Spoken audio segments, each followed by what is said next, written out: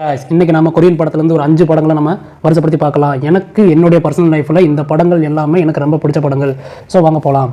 Exit 2019 இந்த படம் வந்து பார்த்திங்கன்னா ஒரு பெரிய ட்ரக்கில் வந்து புகை கேஸ், இந்த கேஸை வந்து நம்ம சுவாச்சோம்னா இறந்துருவோம்.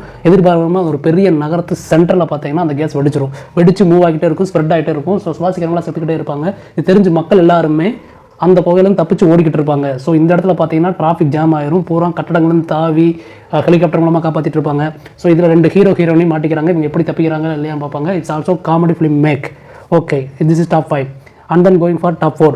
ஸோ இந்த படம் பார்த்தீங்கன்னா அந்த படத்தோட பேர் வாயில நுழையில நான் வந்து சப்டைட்டில் போட்டுடுறேன். ஏதோ சைக்கோ லின்ஸ் இந்த மாதிரி வருது. இந்த படம் வந்து பார்த்தீங்கன்னா 2018 வந்திருக்கு. இந்த படம் எப்படின்னு பார்த்தீங்கன்னா தன்னுடைய ஹீரோ வந்து பார்த்தீங்கன்னா ஏதோ ஒரு ட்ராப் ஆஃப் வாட்டர் எங்கேயோ ஒரு மலையிலேருந்து வாட்டரை குடிச்சிருவாரு. அதன் மூலம் அவனுக்கு விபரீத சக்தி ஒன்று கிடச்சிரும். ஸோ இந்த சக்தியினால் அவனோட அசைக்க முடியும், பொருட்களை நகட்ட முடியும், இந்த மாதிரி விஷயங்கள்லாம் போயிட்டு இருக்கும். இட்ஸ் ஆல்சோ லைக் ஒரு காமெடி ஃபிலிம். அப்புறம் பார்த்தீங்கன்னா அவளுக்கு ஒரு மகள் இருக்கும். அந்த மகள் வந்து ஒரு பெரிய கட்டட இடுபாடில் சிக்கிக்குவா. ஸோ இவ்வளோ சக்தி இருக்கிற ஒரு அப்பா எப்படி அவளை தன் மகளை காப்பாற்றுறாரு இல்லையான்னு சொல்லிட்டு படத்தில் எண்டியில் முடிப்பாங்க. இந்த படம் ரொம்ப ரொம்ப நல்லாயிருக்கும். Fantasy also comedy. Okay, number 3க்கு போயிடலாம். The wolf project. இது 2022 முடிச்சிருக்கு.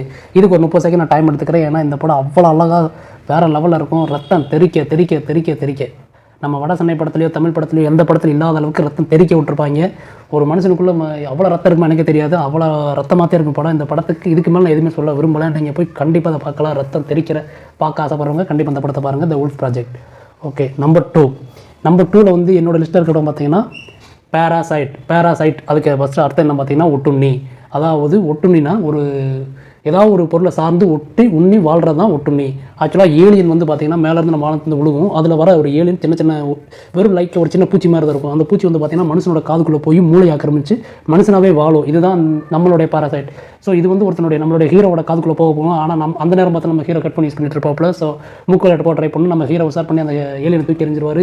அந்த பாராசைட்க்கு என்ன பண்ணே தெரியாது, ஒரு வழியாக ஹீரோவோட கைக்குள்ளே போய் கையில் வாழ ஆரம்பிச்சிடும்.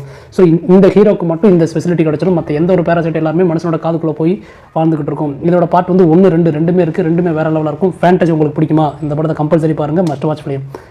ஓகே, நம்பர் 1 இடத்துல பிடிச்சிருக்குது. என்னுடைய சினிமா வரலாற்றில் நான் பார்த்த படங்களில் இதுதான் நம்பர் 1 இருக்குது. என்னுடைய செல்ஃபில் இன்னைக்கு தேதி வரைக்கும் என்னுடைய செல்ஃபில் இதுதான் நம்பர் 1 இடத்துல இருக்குது.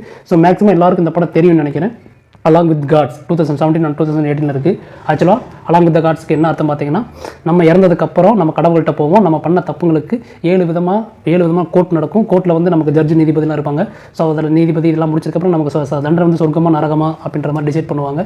இட்ஸ் லைக் எர்த் அண்ட் கடவுள் இதுக்கு வழி நடத்துகிற ஒரு கைடன்ஸ் இந்த மாதிரி சொல்லிட்டு ஃபேண்டசி மிகுந்த மாதிரி இருக்கும். உங்களுக்கு ஃபேண்டசியில் சின்ன தப்பு, அதாவது கிராஃபிக்ஸில் மிஸ்டேக் இந்த மாதிரி எதுவுமே இருக்காது. அதுவும் இல்லாமல் கதைக்களம் வேறு லெவலில் இருக்கும். Must watch film.